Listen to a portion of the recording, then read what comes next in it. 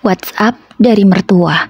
Assalamualaikum warahmatullahi wabarakatuh. Apa kabar bunda? Semoga Allah selalu memberikan kebahagiaan. Lelah sekali hari ini. Aku bergumam sembari merebahkan tubuhku di atas kasur. Alhamdulillah bisa istirahat juga akhirnya, ucapku. Iya sayang, akhirnya kita bisa kangen-kangenan lagi. Timpal suamiku. Aku melihat ke arahnya lalu mencubit hidungnya. Aku merasa kesal, sebab di pikiran suamiku itu hanya kangen-kangenan saja. Ya mungkin wajar saja karena kami memang masih pengantin baru. Ini pun hari pertamaku tinggal di rumah suami setelah acara di rumahku selesai 3 hari yang lalu. Iya, kami memang baru beberapa hari lalu menikah. Dan sekarang suamiku memboyongku ke sini untuk tinggal bersama orang tuanya. Seharian ini aku sangat lelah karena di rumah masih banyak tamu mertuaku yang berdatangan. Dan tentu saja keluarga mertuaku menjamu mereka dengan berbagai makanan dan minuman. Itulah yang membuatku lelah karena aku harus masak dan mencuci piring segunung. Aku pun bercanda sembari menggelitiki suamiku. Dia memang tak tahan geli orangnya, hingga membuatnya menjadi jengkel. Namun keseruan kami terhenti setelah terdengar suara notifikasi di ponselku. Karena merasa penasaran siapa yang mengirim pesan malam-malam begini, akhirnya aku segera membukanya. Tertulis nama ibu mertua. Mas, ibu kenapa harus WA ya? Kan bisa saja langsung ke kamar kita, tanyaku pada suamiku. Ya nggak tahu lah dek. Buka aja, biar kita tahu apa yang ibu katakan. Aku segera menuruti apa yang suamiku katakan. Aku membuka ponselku dan membaca isi chat dari ibu mertuaku. Tidak terlalu panjang pesan itu, namun sukses membuat aku dan suamiku sama-sama terkejut. Kapan kalian mau pindah dari sini? Jangan lama-lama tinggal di sini. Lebih baik kalian mengontrak sendiri saja. Begitulah isi pesan tersebut. Aku langsung menoleh ke arah suamiku. Dia pun sama denganku sudah membaca pesan itu, karena aku membacanya bersamaan dengan suamiku. Mas, kok ibu ngomong gini ya mas? Emang ibu seenggak suka itu ya mas sama aku? Sehingga kita baru sehari saja di sini, ibu langsung WA seperti ini? Tanyaku dengan wajah sedih. Aku tidak bisa membendung air mataku. Hatiku begitu sakit. Ini hari pertamaku tinggal di sini. Tapi malam harinya, aku malah mendapatkan pesan singkat seperti ini dari ibu mertua. Suamiku, Mas Dimas, langsung memelukku erat. Sayang, kamu gak usah pikirkan ucapan ibu. Besok kita cari kontrakan ya. Sepertinya memang kita gak usah tinggal di sini. Karena aku juga gak mau membuat kamu tersiksa batin. Pokoknya besok kita cari kontrakan sampai dapat. Terus kita pindah langsung. Ucap suamiku kemudian mengecup keningku. Aku mengangguk pelan. Namun air mata ini belum bisa berhenti. Siapa yang tak terkejut? Belum lama menjadi menantu tapi sudah mendapatkan ultimatum seperti itu. Sayang, kamu gak usah pikirin. Aku lebih tahu ibu bagaimana orangnya. Makanya, aku ragu mengajakmu ke sini. Tapi namanya adab, tidak bisa kan kita langgar. Jadi ya sudahlah, kamu yang sabar ya. Jangan masukkan ke dalam hati ucapan ibu. Pokoknya besok kamu tenang saja. Mas akan cari kontrakan sampai dapat, dan kita segera pindah.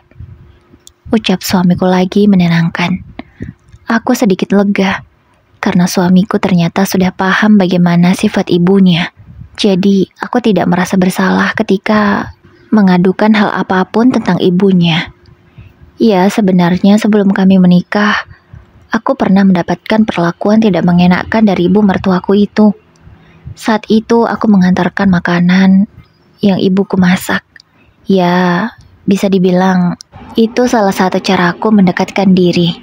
Namun, dengan sombongnya ibu mertuaku menolak. Bahkan makanan yang aku kirim langsung dibuang di depan mataku. Aku sangat sakit hati, tapi aku berusaha bersabar Dan sampai sekarang, aku tidak pernah mengatakan hal itu pada Mas Dimas. Aku merahasiakannya. Dan aku juga berbohong pada ibu kalau makanannya tumpah di jalan sehingga aku tidak jadi mengantarkannya. Aku tidak mau acara pernikahanku gagal saat itu, makanya aku pendam saja semuanya sendiri. Alasan ibu mertua membuang makanan itu karena tak sesuai dengan seleranya. Aku juga terlalu takut untuk mengadukan hal ini pada Mas Dimas. Aku tidak mau dikatai sebagai calon istri yang tidak bisa menghormati mertua atau ingin mengadu domba antara ibu dan anak. Makanya aku memilih diam. Tapi setelah Mas Dimas mengatakan bahwa dia lebih paham ibunya daripada aku menjadi lega. Jadi aku tak perlu takut lagi. Kalau ada apa-apa aku langsung saja katakan padanya. Ya sudah, ayo kita tidur, ajak suamiku. Niatnya kami yang ingin mengulang malam pertama akhirnya urung karena mood kami berdua sama-sama sudah hancur. Kami pun tidur. Namun sebelum itu, kami terdiam dengan pikiran masing-masing. Di subuh harinya, aku bangun jam 4 pagi. Aku ingin lebih awal daripada ibu mertua. Aku segera membereskan seisi rumah kecuali kamar ibu mertuaku dan ayah mertua. Aku juga sudah memasak untuk sarapan. Karena Mas Dimas jam 7 nanti mengajakku keluar untuk mencari kontrakan. Mumpung dia masih cuti. Akhirnya jam yang kami tunggu pun tiba. Setelah selesai sarapan, aku dan Mas Dimas berangkat untuk mencari kontrakan. Kalian mau kemana? Tanya ayah mertuaku. Kami mau cari kontrakan, Pak. Jawab suamiku. Loh, kenapa mau cari kontrakan? Kenapa nggak tinggal di sini saja? Rumah ini terlalu besar kalau hanya ditinggali ibu dan bapak saja. Ucap ayah mertuaku. Gak apa-apa, Pak. Kami cuma pengen mandiri. Jawab suamiku. Oh, tapi sebenarnya sayang sekali kalau kalian pergi. Pasti rumah ini semakin sepi. Ibu bapak lagi. Ya mau gimana lagi, Pak, kami kan sudah menikah. Kami gak enak juga kalau merepotkan bapak dan ibu terus. Jawab suamiku. Ya sudah, yang penting kalian nyaman ya. Ingat, kalau kalian mau kembali lagi di rumah ini kapanpun, bapak selalu mengizinkan. Ucap bapak lagi. Iya, Pak. Kalau begitu, kami permisi dulu ya. Mau cari kontrakan, takut kesiangan. Setelah berpamitan, aku dan Mas Dimas segera mengendarai motor kami. Motor yang sampai sekarang belum lunas. Iya, aku dan suamiku memang cukup lama berpacaran. Bahkan kami sampai memutuskan untuk mengkredit motor bersama. Aku dulu kerja sebagai kasir di salah satu minimarket. Namun, karena akan menikah, aku memutuskan untuk resign saja. Sebab itu juga permintaan dari Mas Dimas. Dia mau setelah kami menikah nanti, aku fokus mengurusnya di rumah. Mas Dimas mengendarai motor dengan kecepatan sedang. Hingga kami sampai di deretan kontrakan yang memang terlihat sudah banyak terisi. Semoga masih ada yang kosong ya, Mas. Ucapku berharap. Ya, Dek, ayo kita tanya ke salah satu orang yang ada di sana.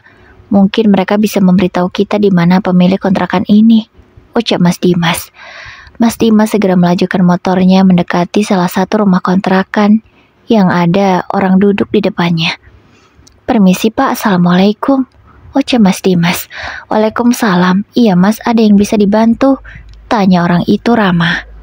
Iya, Pak, saya mau tanya. Kira-kira masih ada nggak ya kontrakan yang kosong di sini? Tanya Mas Dimas. Oh, masih ada, kebetulan. Tinggal satu di ujung sana. Bapak itu menjawab sembari menunjuk kontrakan yang ia maksud. Mas Dimas mengangguk-angguk. Kemudian, kalau Bapak berminat, langsung saja temui pemilik kontrakan. Rumahnya yang di depan sana. Rumah besar cat warna putih. Beritahu Bapak itu. Oh, baik Pak, terima kasih.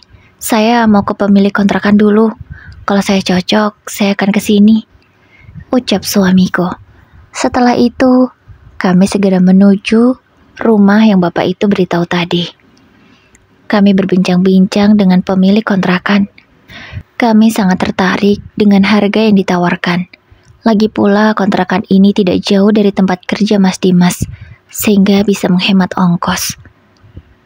Pemilik kontrakan pun mengajak kami untuk melihat kontrakannya. Alhamdulillah, setelah kami masuk sangat cocok sekali. Rumahnya tidak terlalu besar, namun ada kamar, dapur, ruang tamu, dan juga kamar mandi. Sangat cocok sekali untuk pasangan muda seperti kami yang belum memiliki anak. Baik Pak, kami mau mengontrak di sini. Saya juga setuju dengan harga sewa setiap bulannya, ucap Mas Dimas tegas. Baik, kalau begitu kapan kalian mau pindah? Ini kuncinya. Bapak itu menyerahkan kunci rumah kontrakan yang akan kami sewa. Sepertinya nanti sore Pak. Kami sekarang mau langsung pulang dan beres-beres, jawab suamiku. Baiklah kalau begitu. Tapi maaf ya Mas, kalau di sini uangnya bayar di muka, ucap bapak itu. Baik Pak, saya akan sewa untuk 1 bulan dulu. Kalau nanti kami cocok dan nyaman, kami akan melanjutkannya, jawab suamiku. Mas Dimas segera menyerahkan uang Rp800.000. Ya, sewa kontrakan ini Rp800.000 per bulan. Tidak apa-apa, yang penting kami nyaman. Setelah urusan selesai, kami segera pulang. Aku membereskan barang-barangku yang memang belum semuanya kususun ke dalam lemari kamar Mas Dimas. Sebagian besar barang-barangku masih ada di dalam koper. Aku lebih banyak membereskan baju-baju Mas Dimas. Setelah selesai, kami segera membawa keluar koper-koper itu. Karena rencananya setelah zuhur nanti kami akan langsung berangkat. Iya, tidak jadi sore. Kami memutuskan sehabis zuhur saja langsung pindah. Emangnya nggak terlalu cepat apa nak? Kalian baru semalam menginap, masa sudah mau pindah saja? Tanya bapak lagi. Sepertinya beliau tidak rela jika kami pindah secepat ini. Mungkin kami lebih baik cepat pisah dari bapak dan ibu, supaya kami lebih cepat mandiri, jawab Mas Dimas. Padahal yang menjadi beban pikiran kami adalah pesan WhatsApp dari ibu. Sebenarnya aku sangat nyaman tinggal di sini, tapi melihat sikap ibu yang sepertinya tidak menyukaiku membuatku jadi risih.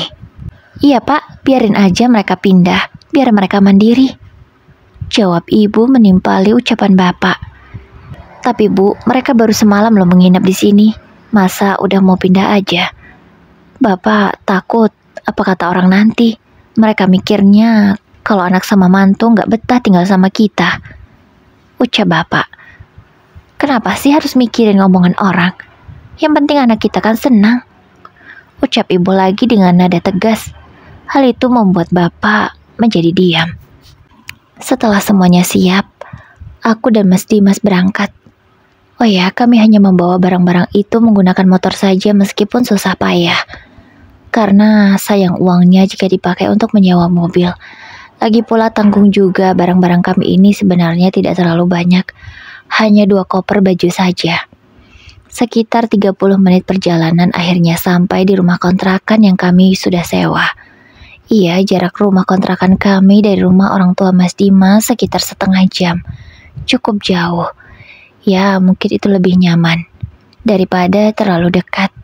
Setelah menaruh koper ke dalam rumah, aku dan Mas Dimas memutuskan untuk belanja karena kami tak punya perabotan sama sekali. Mau masak pakai apa?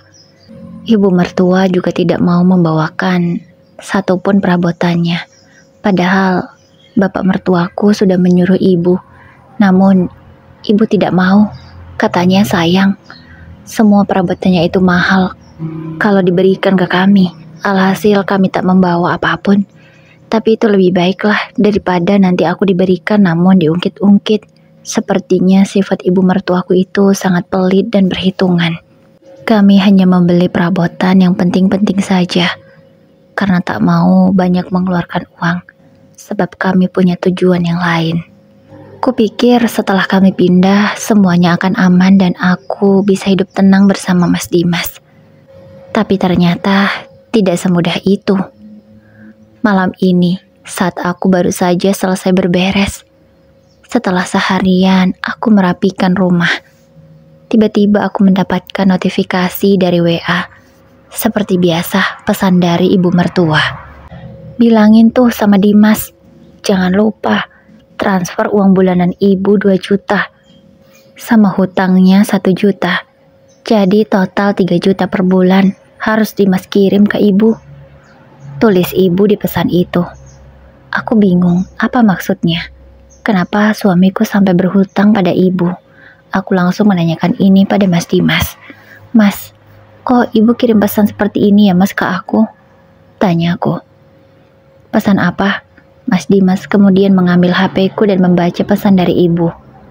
Ya Allah ibu, kenapa sih ibu keterlaluan sekali? Ucap Mas Dimas setelah membacanya. Apa sih mas maksudnya? Kamu punya hutang sama ibu? Tanya aku memastikan. Iya, aku punya hutang.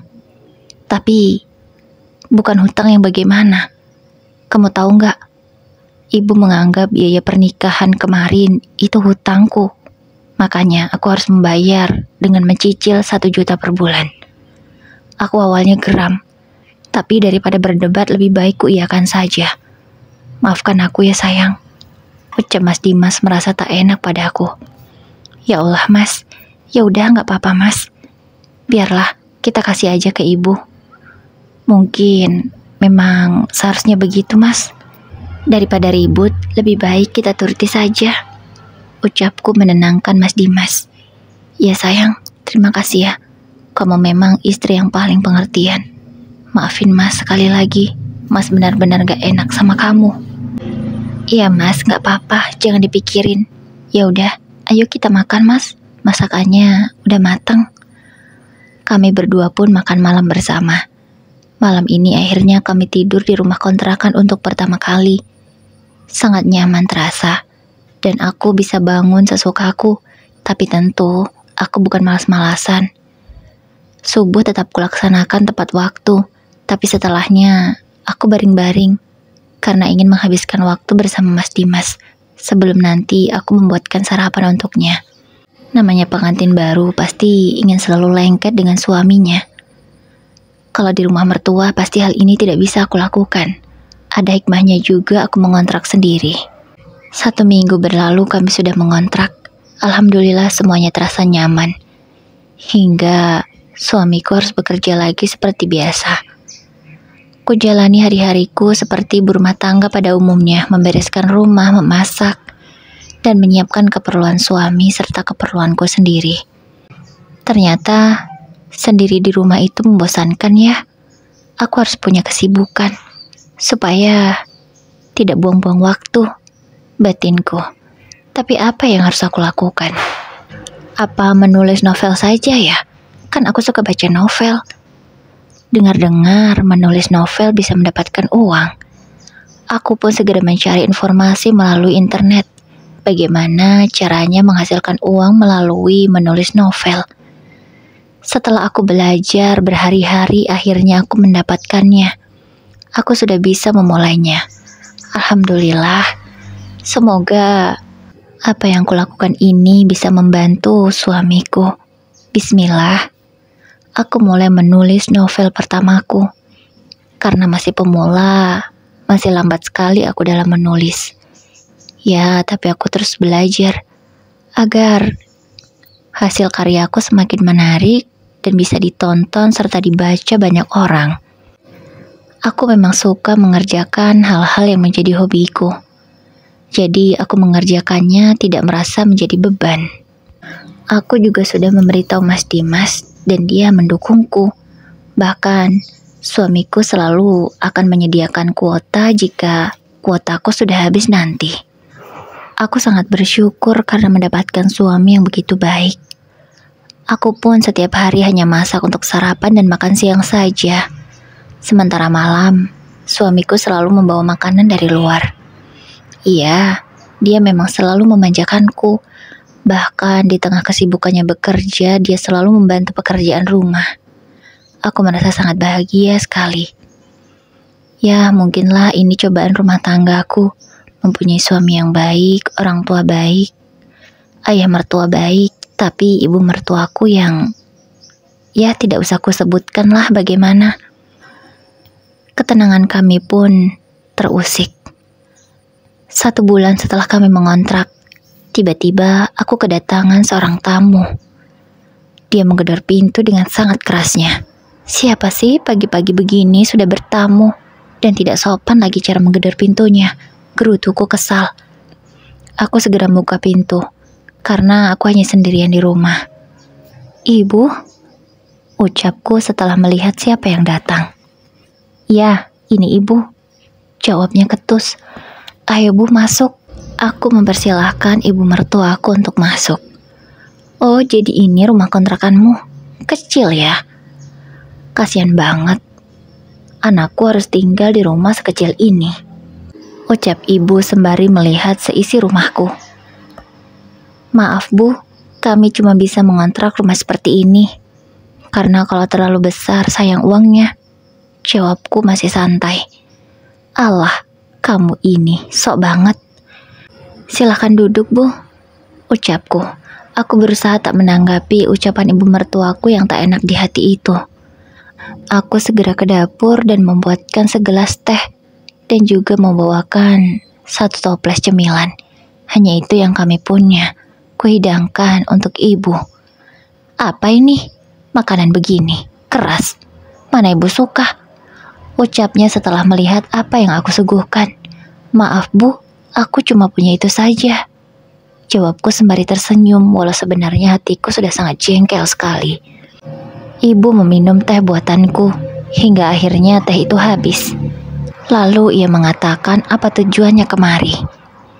"Mana uang bulanan ibu sama cicilan hutang kalian?" todong ibu sembari menengadahkan tangannya di hadapan wajahku. "Maaf bu, gajiannya Mas Dimas baru besok. Jadi kami baru bisa kasih ibu besok," jawabku. "Alah, kalian kan pasti punya simpanan. Kasih aja sekarang, ibu lagi butuh uang." "Butuh uang untuk apa bu?" tanyaku penasaran. "Kamu gak perlu tahu urusan ibu. Yang jelas kamu kasih saja uang 3 juta itu, cepat." Ibu masih terus saja memaksa. "Ya sudah sebentar ya bu, aku teleponkan Mas Dimas dulu. Karena yang pegang uang Mas Dimas," jawabku. Padahal sebenarnya yang mengelola uang di rumah ini aku, tapi tentu aku harus mendapatkan persetujuan dari suamiku terlebih dahulu. Ibu hanya diam, dia tidak merespon ucapanku. Aku langsung saja mengambil ponsel dan menelpon suamiku. Namun jawaban suamiku malah membuatku bingung. "Tidak usah dikasih, biar saja nanti Mas yang bilang ke ibu," jawab Mas Dimas tegas. "Tapi Mas, udah kamu nurut aja, bilang aja ke ibu. Nanti aku yang kasih langsung ke dia." Aku segera mengatakan apa yang Mas Dimas suruh. Ibu terlihat sangat kesal dengan jawabanku. Kemudian beliau pergi. "Nyesel aku kesini, gak dapat apa-apa," umpat ibu kemudian menutup pintu rumahku dengan sangat kencang. Aku sangat terkejut. Namun aku berusaha menahan amarah ini. "Mas, gimana? Apa kamu sudah ke rumah ibu?" tanyaku pada Mas Dimas setelah ia duduk di ruang tamu. "Iya, aku sudah ke sana tadi. Aku juga udah kasih uang bulanan ibu, serta cicilan hutangku," jawab Mas Dimas. "Maaf ya, uang bulanan kamu harus berkurang. Seharusnya bisa 5 juta, tapi kini tinggal 3 juta saja," ucap Mas Dimas. "Iya, gak apa-apa Mas. Tapi emang kamu udah gajian? Kan besok baru gajian Mas?" tanya aku. "Ya, Mas terpaksa pakai uang tabungan dulu. Karena Mas gak mau berdebat sama ibu. Pusing Mas." Aku mengangguk pelan, paham akan maksud Mas Dimas. "Semoga setelah ini ibu gak rewel lagi ya Mas. Aku cuma pengen hidup tenang," jawabku tersenyum ke arah Mas Dimas. Waktu demi waktu berlalu. Ibu terus saja mengganggu kami soal uang. Terkadang beliau juga datang. Padahal uang jatahnya sudah kami beri. Tapi dengan beribu alasan, ibu mertuaku itu meminta uang. Terkadang dia bilang pengen beli ini, pengen beli itu, untuk ini, untuk itu. Padahal kami ini penghasilannya tidak juga banyak. Hanya 6 juta saja gaji Mas Dimas sebulan. Tapi 3 juta harus diberikan kepada ibu. Jadi kami tinggal sisa 3 juta saja. Itu pun belum lagi dikurangi biaya kontrakan 800.000 per bulan. Sayang, kamu cukup gak sih sebenarnya dengan uang yang hanya pas-pasan itu? Cuma 2 juta? Tanya Mas Dimas. Sebenarnya kalau nuruti gengsi ya kurang Mas, sama nuruti keinginan. Tapi kan yang aku prioritaskan yang penting kita bisa makan dan membayar kontrakan ini. Jawabku menimpali pertanyaan Mas Dimas. Oh ya sudah sayang, terima kasih ya. Mas janji, setelah ini kita gak akan susah lagi. Alhamdulillah, Mas dapat promosi kenaikan jabatan. Itu artinya gaji Mas juga naik. Semoga ya, kamu doakan. Semoga aku cepat naik jabatan dan gajiku naik supaya kehidupan kita lebih baik. Aku punya banyak rencana bersamamu, ucap Mas Dimas kemudian memelukku erat. Iya Mas, aku selalu mendoakanmu. Semoga kamu segera naik jabatan ya. Ku balas pelukan suamiku itu. Aku merasa bahagia memiliki suami yang selalu membela aku dan perhatian. Tapi kenapa ya, ibu mertuaku seperti itu? Bahkan ini sudah ke-4 bulannya pernikahan kami. Dia tidak juga berubah. Kali ini ibu mertuaku datang. Seperti biasa, dia datang dengan tidak baik-baik, menggedor pintu dengan keras. Kemudian, seperti orang melakukan sidak saja, mengecek semuanya. Bahkan dapurku yang sedikit kotor saja diprotesnya. Dikatanya aku istri yang tidak becus mengurus rumah. Padahal hanya kotor sedikit saja. Keterlaluan memang. Ya elah Bu, gitu aja kok diprotes sih. Ibu tahu gak sih dalam agama, gak boleh seorang mertua mencampuri urusan anaknya. Biarlah anaknya mengatur rumahnya sendiri. Biarlah menantunya mengatur sesukanya. Berbuat di rumahnya juga sesukanya. Gak boleh seorang mertua ikut campur. Ucapku memberitahu ibu mertua agar dia tak lagi semena-mena padaku. Kamu gak usah ceramah ya. Ibu juga tahu. Ibu kan cuma pengen anak ibu hidupnya enak, rumahnya bersih, gak punya istri pemalas. Balasnya, Bu, aku bukan pemalas. Itu hanya kotoran kecil, sedikit. Kenapa harus dipermasalahkan sih, Bu? Jawabku tak mau kalah. Iya, aku sudah mulai berani menjawab karena Mas Dimas yang mengajariku. Kalau ibu ngomel, ya dibalas saja dengan omelan. Toh nanti dia juga lelah sendiri menanggapi aku yang tidak mau kalah dengannya. Karena Mas Dimas yakin kalau aku mampu melawan ibu. Ah, kamu ini ya, berani banget sama orang tua. Jangan durhaka kamu. Ucap ibu tegas. Aku bukan mau durhaka, Bu. Aku cuman gak mau ibu nanti terkena dosa karena terlalu mencampuri urusan rumah tangga anaknya. Malah kamu ceramah lagi. Kamu jangan belagu ya. Mentang-mentang kamu ngasih uang bulanan ke ibu yang tidak seberapa itu, kamu berani menceramahi ibu. Kamu itu belum ada apa-apanya. Dengan Bagas anakku yang pertama, sama istrinya, Feby. Mereka itu kalau kasih uang bulanan ke ibu sampai 10 juta. Kamu cuma 3 juta aja sudah belagu, berani menceramahi ibu. Ucap ibu mertuaku. Ya Allah, tega sekali dia membandingkan Mas Dimas dengan Mas Bagas. Tentu hal itu tidak sebanding. Mas Bagas dan Mbak Feby itu pengusaha sukses. Penghasilannya saja bisa ratusan juta per bulan. Namun hanya memberi ibu 10 juta. Ibu jangan merasa bangga deh. Mentang-mentang Mas Bagas dan Mbak Feby kasih uang ibu 10 juta per bulan. Itu hanya 1% saja dari penghasilan mereka, Bu. Sementara yang Mas Dimas berikan ke ibu itu 50% dari gajinya. Mas Dimas aja cuma gaji 6 juta dan dikasih ke ibu 3 juta. Itu artinya Mas Dimas jauh lebih berbakti, Bu, daripada aku menggantungkan kalimatku karena aku merasa salah bicara. Allah, jangan merasa begitu kamu. Tapi nyatanya kan memang jumlah yang kalian berikan itu lebih sedikit daripada Bagas dan juga Feby. Tidak usah sok membela diri. Ucap ibu ketus. Sepertinya aku lelah. Tak mampu rasanya aku melawan ibu. Aku takut kalap, malah nanti berkata yang tidak-tidak pula. Sudahlah Bu, aku tak ingin berdebat, percuma saja menjelaskan pada Ibu. Toh, Ibu tetap dengan pendirian Ibu yang menganggap bahwa kami ini tak lebih banyak memberikan uang bulanan ke Ibu daripada Mas Bagas dan Mbak Feby. Kalau Ibu tidak ada lagi keperluan, silakan Ibu keluar. Aku terpaksa mengatakan itu karena rasanya aku sangat jengkel sekali. Kamu berani ngusir Ibu? Ini kan rumah anak Ibu, jangan kurang ajar kamu. Ucap Ibu merasa tak terima. Aku tidak mau mengusir Ibu kalau Ibu bisa berlaku sopan. Ibu kan tamu di sini. Seharusnya bisa menghormati tuan rumah. Bukannya malah begini kepadaku. Ucapku. Alah, gak usah sok-sokan deh. Kamu sudah hamil belum? Sampai 4 bulan lebih menikah, belum ada tanda-tanda tuh. Tanya Ibu dengan nadanya yang tidak enak. Doakan saja ya Bu, semoga aku cepat hamil. Jawabku. Ya, Ibu selalu mendoakan. Tapi kalau orangnya seperti kamu, mungkin Tuhan pun tak berkehendak. Ucapan Ibu membuatku sangat sakit hati. Bisa-bisanya seorang wanita berkata seperti itu. Ibu jangan bicara sembarangan. Ibu itu perempuan. Seharusnya Ibu berkata demikian. Itu bisa menyakiti perasaanku, Bu. Ucapku dengan suara yang bergetar. Aku tak bisa menahan air mataku ternyata. Tapi sekuat tenaga, agar air mata ini tak menetes. Sesekali ku seka air mata yang sudah jatuh di sudut mata. Sudahlah Bu, kalau tak ada lagi yang ingin Ibu sampaikan, aku mau Ibu keluar dari rumahku.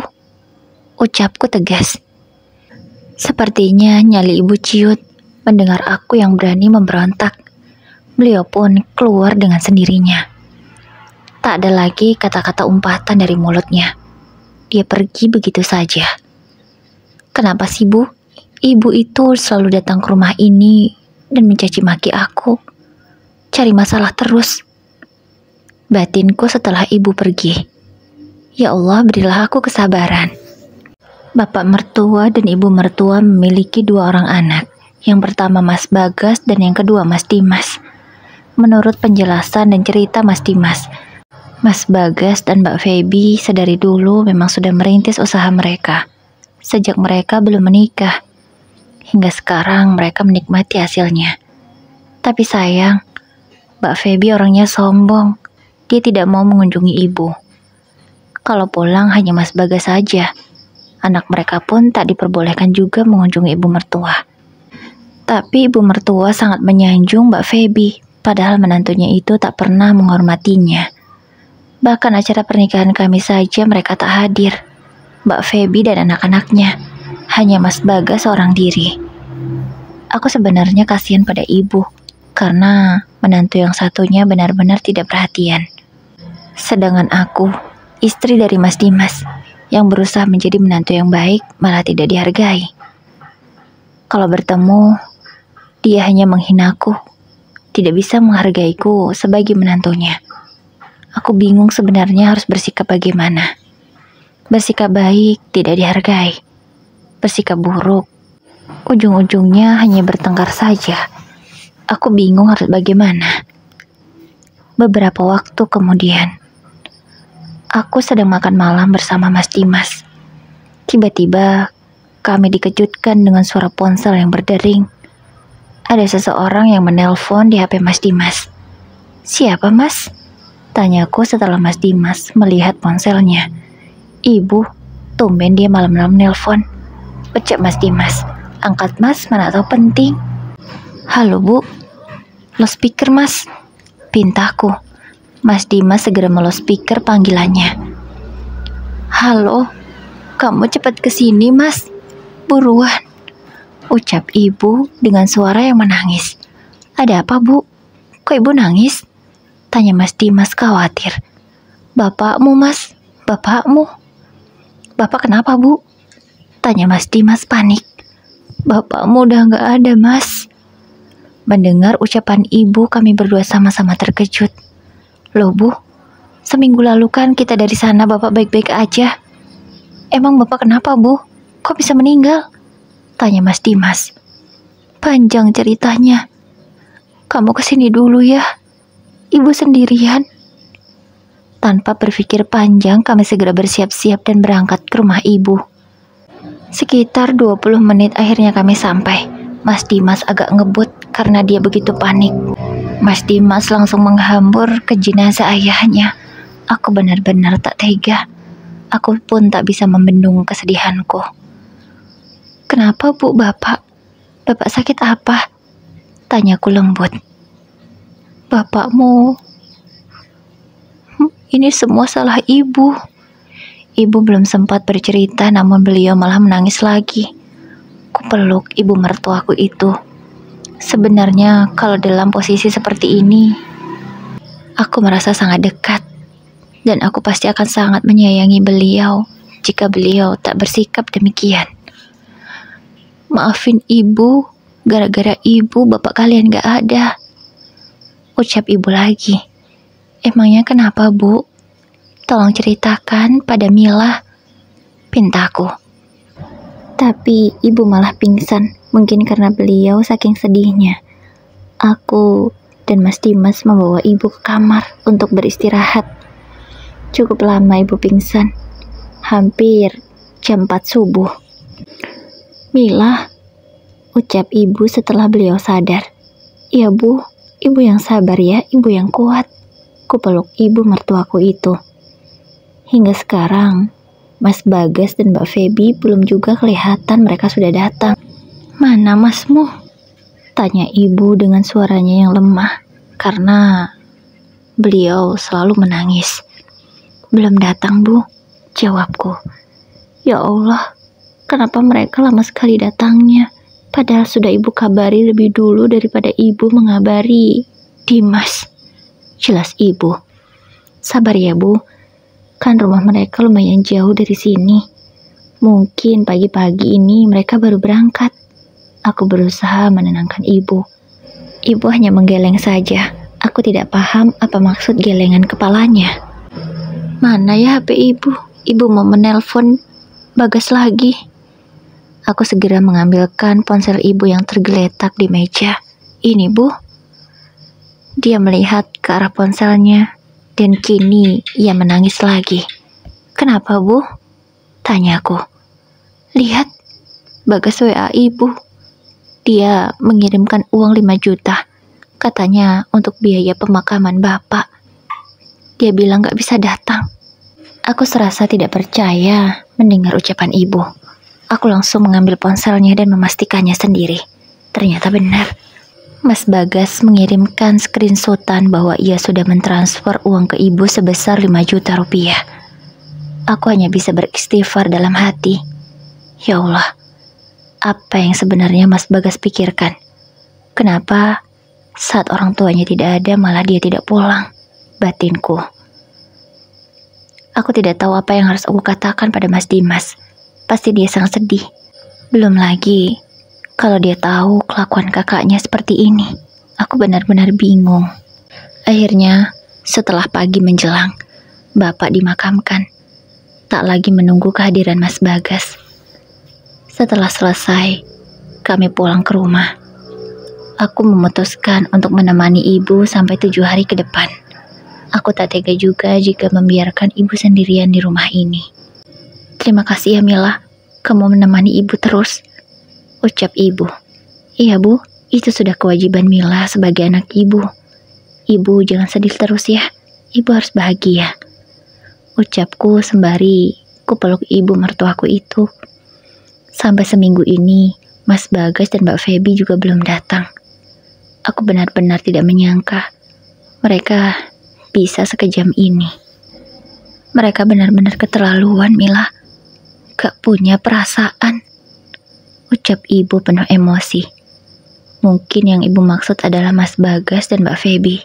Sabar ya, Bu. Ibu jangan berdoa buruk. Doakan saja mereka, semoga diberi hidayah, ucapku. Kamu benar-benar luar biasa, Mila. Kamu begitu baik, tidak mengajarkan ibu sesuatu yang buruk. Terima kasih ya, Mila. Maafkan ibu selama ini, ibu sudah salah memperlakukanmu. Ibu terus saja mengucapkan terima kasih dan maaf. Aku senang karena akhirnya aku dan ibu bisa berbaikan. Maafkan Mila juga ya Bu, kalau selama ini